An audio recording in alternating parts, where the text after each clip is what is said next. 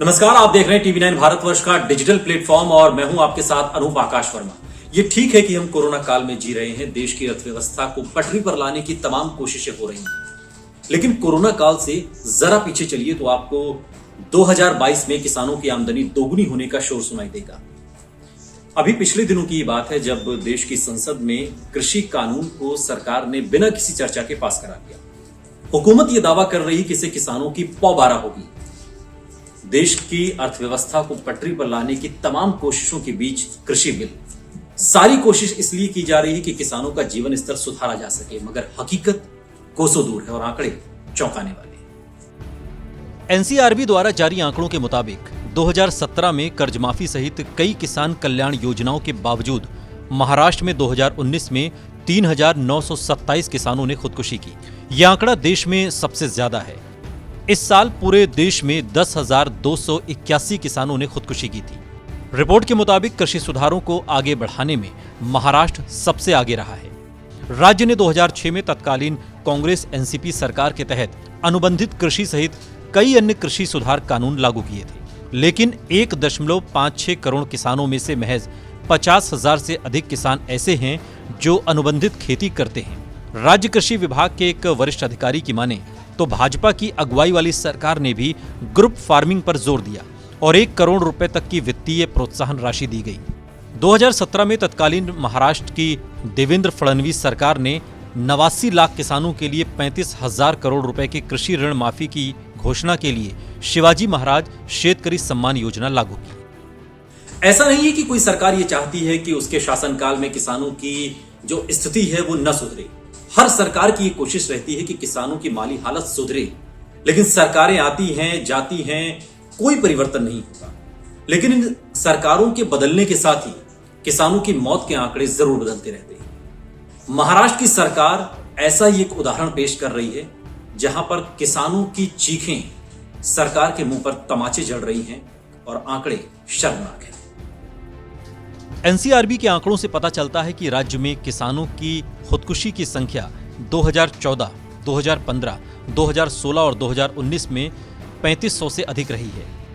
NCRB ने 2017 और 2018 के लिए संख्याओं को दर्ज नहीं किया है। ऐसा नहीं करने का कोई कारण नहीं बताया गया।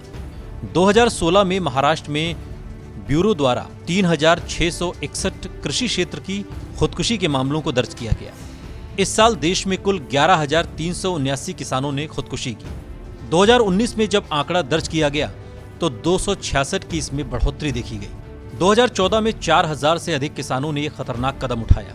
किसानों के उस साल के कर्ज के घेरे में फंसने की मुख्य वजह फसल बर्बादी और ओलावृष्टि को बताया गया। 2015 में राज्य में कुल 4,291 किसानों ने खुदकुशी की।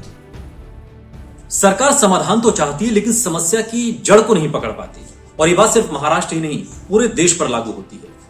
हालात ये हैं कि किसान लगातार बदहाल होते जा रहे हैं और समस्या वित्तीय संकट की है। किसान जो फसल उपजा रहा है, जो उगा रहा है, उसकी कीमत उसे नहीं मिलती। होता यह है कि किसान की लागत अधिक हो जाती है, मुनाफा कम हो जाता है, नतीजा कर्ज हो जाता है और ये कर्ज धीरे धीरे उसे खुदकुशी की ओर ढकेल देता है। सवाल यह है कि उपाय क्या? एक उपाय 2019 के अंत में सत्ता में आने के बाद महाराष्ट्र की उद्धव सरकार ने लिया।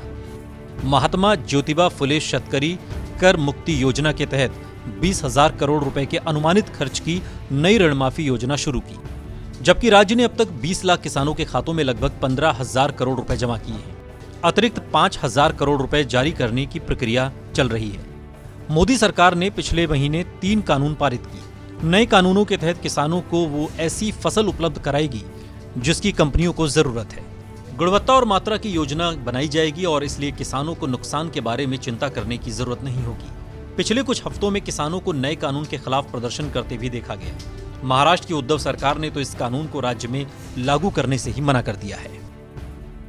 हालांकि केंद्र का यह कानून किसानों से ज्यादा पूंजीपतियों की ओर खड़ा नजर आता है, जबकि हकीकत यह है कि किसान एमएसपी पर भी अपनी फसल को नहीं बेच पाता।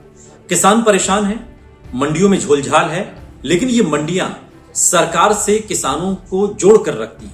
लेकिन नया कानून सरकार से किसानों को कहीं ना कहीं उनकी जो दूरी है उसे कहीं ना कहीं बढ़ाता हुआ दिखाई दे रहा है।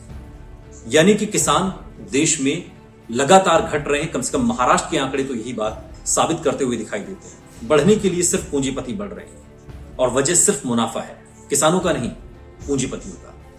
खबर आपको कैसी लगी कमेंट बॉक्स में हमें जरूर बताइएगा और देश और दुनिया की तमाम बड़ी खबरों के लिए देखते रहिए TV9 भारतवर्ष।